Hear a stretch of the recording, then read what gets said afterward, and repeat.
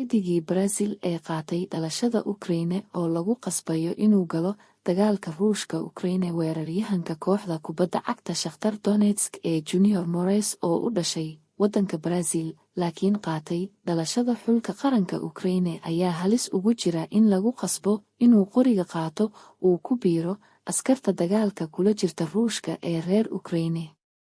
Junior Moraes ayaa laga joojiyey inuu dibadda uga baxo waddanka Ukraine waxaana jirta suurtogalnimo ah inuu ka mid noqdo difaaca qaran ee dalka uu dhalashadiisa qaatay islamarkaana uu xulkiisa u ciyaaro.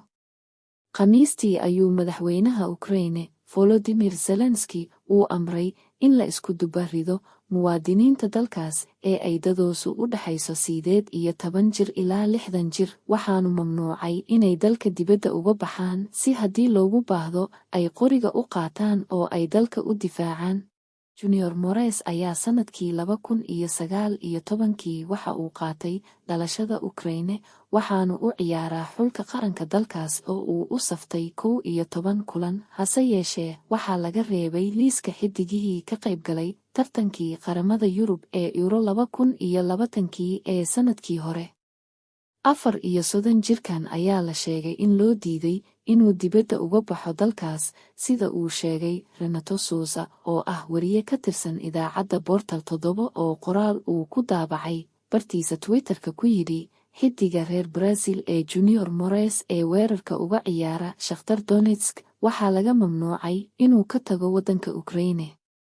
Waxa uu haystaa baasaboorka Ukraine ah waxaanu ku jiraa dada militariga waxaana suurtogal ah in loogu yeedho dagaalka Ukraine kula jirta Ruushka sida ay ku waramayso warbaahinta caalamiga ah ee aan kooxda reer Ukraine ee Shakhtar oo ka dhisan gobolka uu Ruushku madax bannaanida u aqoonsaday ee Donetsk ayaa waxay xidhiidh fiican la leedahay ciyaartoyda reer Brazil waxaana u ciyaaray 18 laacib oo u dhashay Brazil tan iyo sanadkii 2002 markaas oo Brando uu noqday ciyaartoygoodii ugu horreeyay ee ay ka keenaan Brazil. Xiddigaha Brazil ee u soo ciyaaray waxaa ka mid ah Fernandinho, Willian, Fred iyo Douglas Costa.